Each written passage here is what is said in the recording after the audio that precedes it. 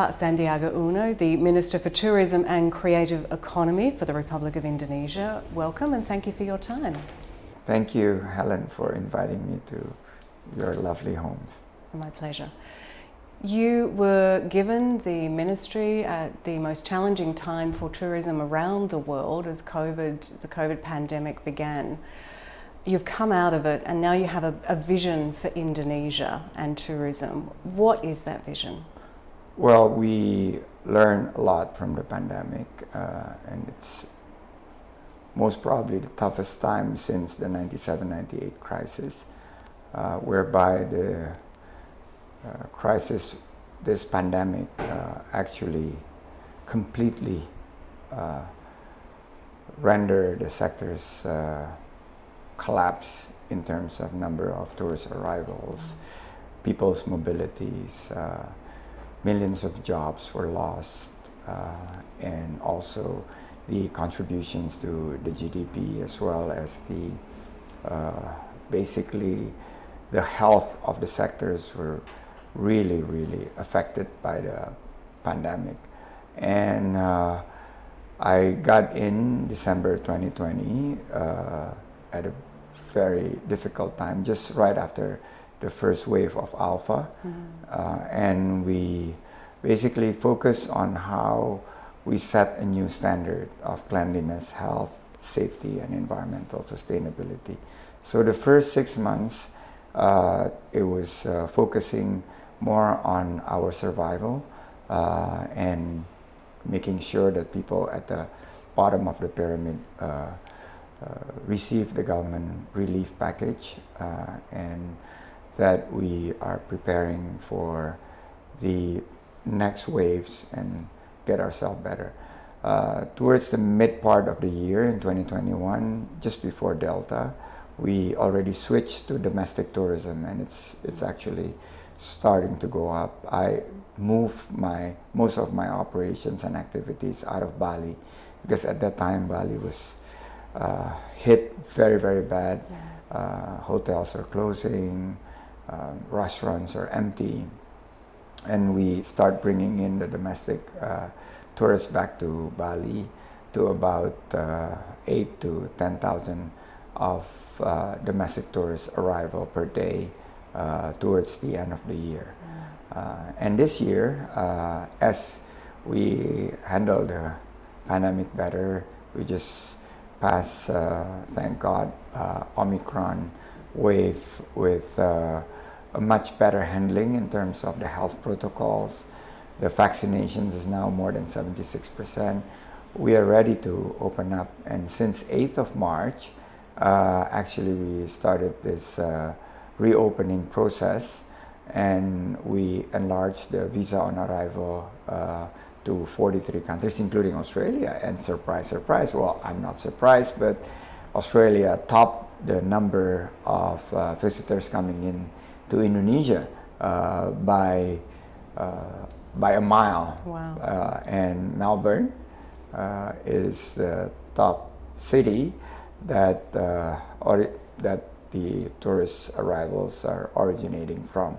So naturally, my first overseas trip would be to Australia, and in particular to Melbourne. And this is basically to communicate that our strategies in the future will focus on quality and sustainable tourism, the green economy, digitalizations, and health-based aspects will be front centers and will be the top priority of us. We understand the sectors have moved to more personalized, localized, customized, and smaller in size. And there are certain aspects of creative economy that has actually done very well, and it's labeled pandemic winners, would be able to carry the heavy loads of recovering and creating more jobs. So this year, we look to add around 1.1 million new jobs and good quality jobs. And what are some of those sectors that came through the pandemic that you see as shining a light for the way ahead for the tourism sector? Many that focus on digital economy, in particular application sectors. Gaming has grown very robust. Televisions and radio, for the very first time, television and radio sees skyrocketing ratings and shares. Digital content, creative products, culinary, as they move and switch towards digitalizations. We also see within the creative economy sectors, animations is growing quite rapidly, and I guess we're adding jobs also on certain aspects of the creative economy that focus on Muslim fashions.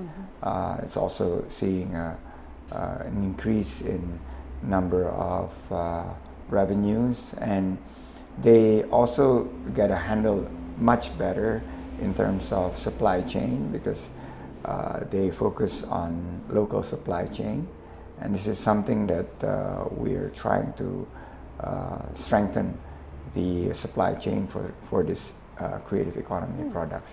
On the tourism side, we are seeing the increased focus on special interest tourism, like ecotourism. Sports tourism is growing very big.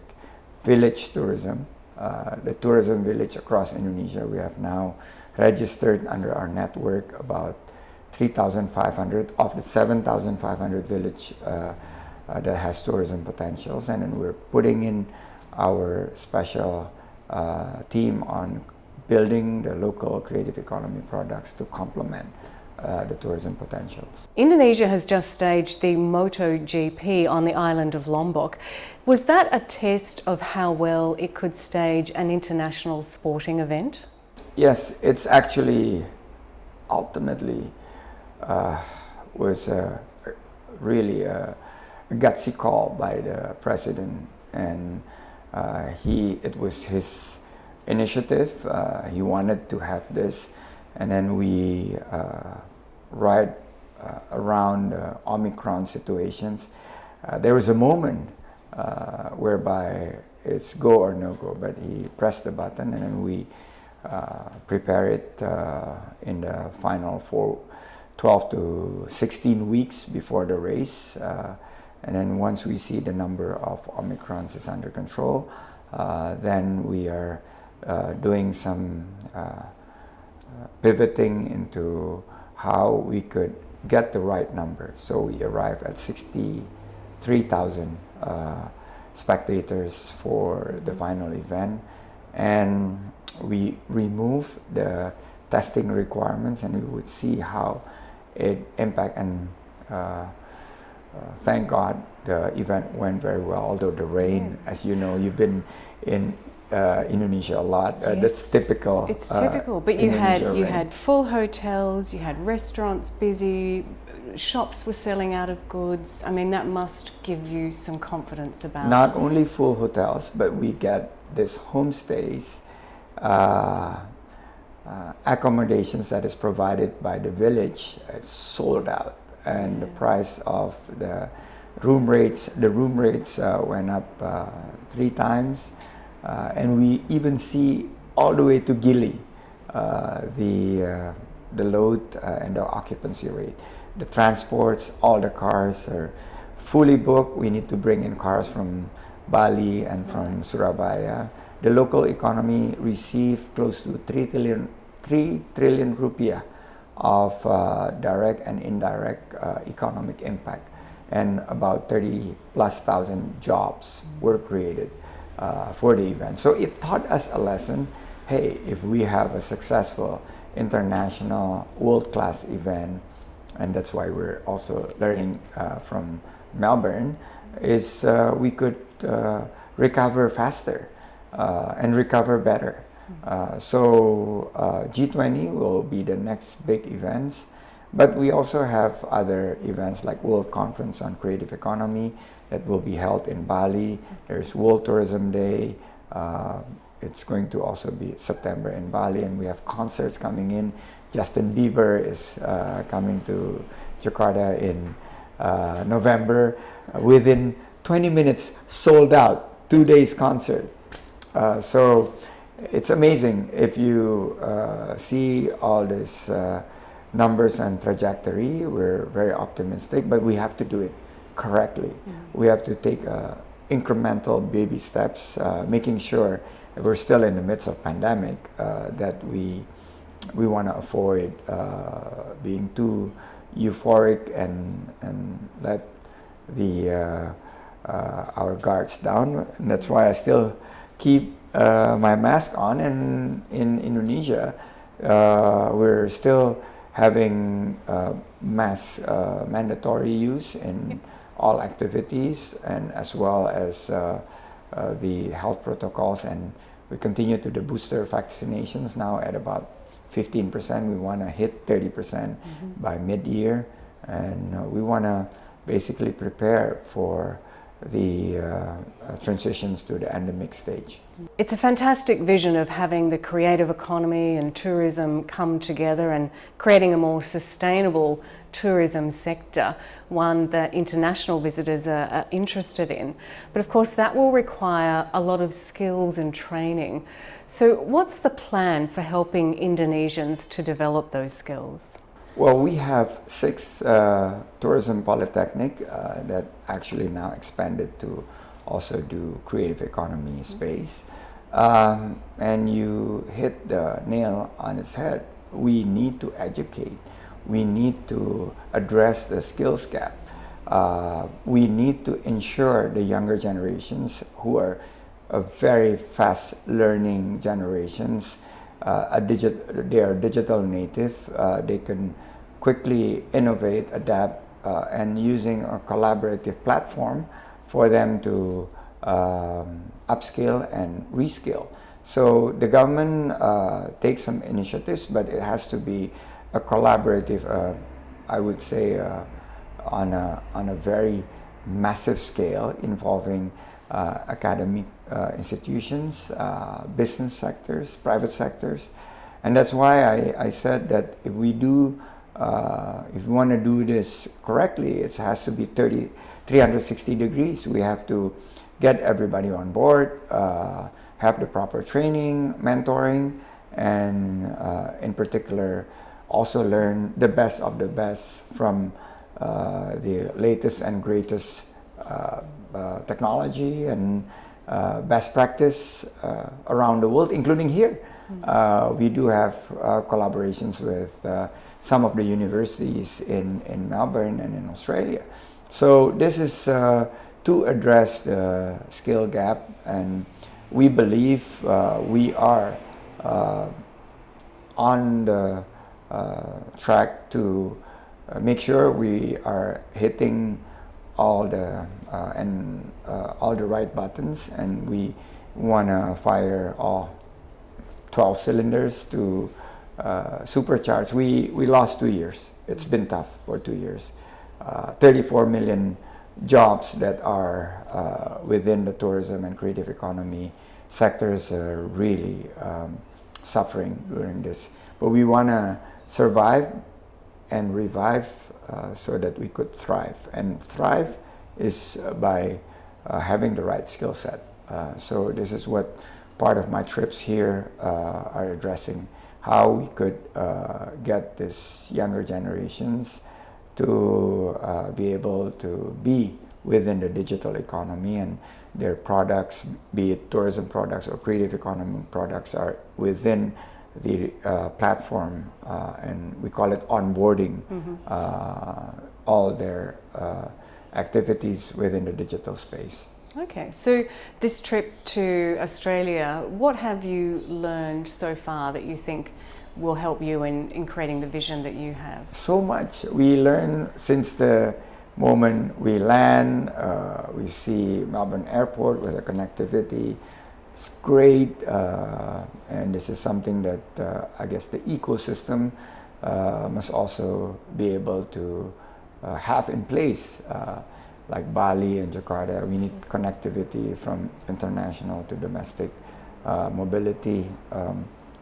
And then we went straight to see the Sports Next conference that's on sports tourism.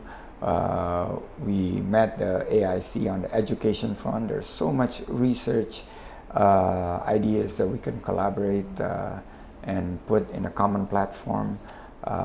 We saw also the focus on events management with F1 here. We're gonna have F1 hopefully within 2 to 3 years. We're building a brand new circuit in Bintan Island. We also have learned basically the city and the government roles in the public-private settings, whereby in MotoGP we take much of the leadership role, but going forward we want to bring in onto the bandwagon the private sectors and communities, so that government will then focus on facilitating and also accelerating some of these events. We believe Indonesia could be also the gastronomic destinations of the world. This city, Melbourne, is actually the city with the most Indonesian restaurants overseas. It's not the biggest city in the world, but it is one with the most Indonesian restaurants. So we want to partner up with these restaurants, and we have a brand new signature program called Indonesia Spice Up the World. We used to be known as the country of spices, and spice route was established hundreds of years ago. So we want to basically now move into this Indonesia Spice Up the World, using culinary as our gastro diplomacy, and also promoting the country, not only the tourism destinations, but also the creative economy products and the people and the country in general. You've been to Melbourne for 4 days. What have you learned? Within these 4 days, I've had, I think, between 7 to 8 meetings a day, basically touching on all possible angles of cooperations within the tourism and creative economy, and also investments. We see investments into the new sustainable green economy. It's huge, from electric mobility, the future mobility. We saw the conference here on the auto works, and also we saw a potential of net zero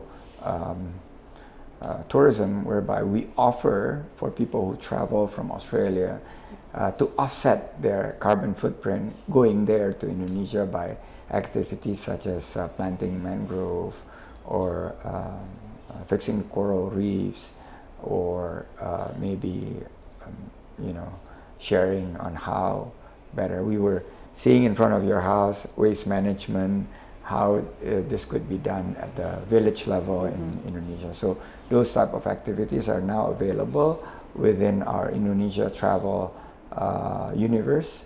So you could actually choose all those activities when you visit the country. Minister for Tourism and Economy for the Republic of Indonesia, Pak Sandiaga Uno, it's been lovely to chat with you. Thank you. Thank you very much, Helen.